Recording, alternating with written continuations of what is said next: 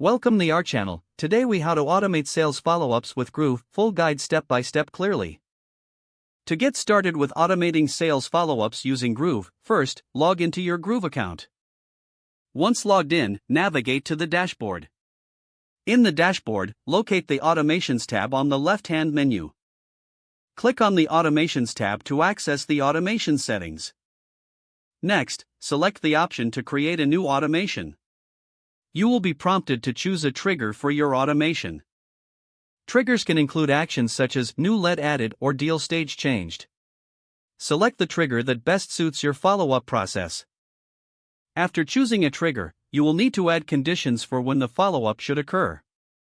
For example, you might set a condition for a follow-up after a specific period of time. Following the conditions, it's time to select the action for your automation. Click on Add Action to choose an action such as sending an email or adding a task.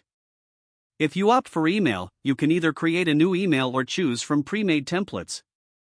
Be sure to customize the email to reflect your brand voice and the specifics of the follow-up. After setting up your email, review it to ensure everything is accurate.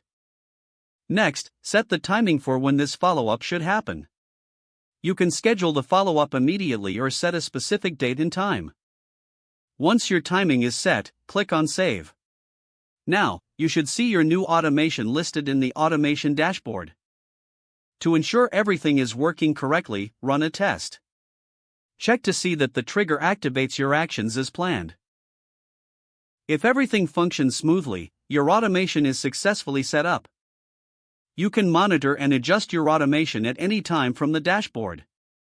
For better results, consider analyzing the effectiveness of your follow-ups. Regularly refine your automation strategy based on insights gained.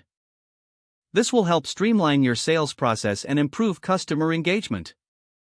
Now you're ready to automate your sales follow-ups with Groove efficiently. If the page does not load, refresh the browser or try again in a private or incognito window. Make sure you are using the correct email address, then retype it carefully to avoid small typos. If your password is not accepted, use the reset option and create a new strong password you can remember. Don't forget to like this video and subscribe to our channel for more step-by-step tech guides.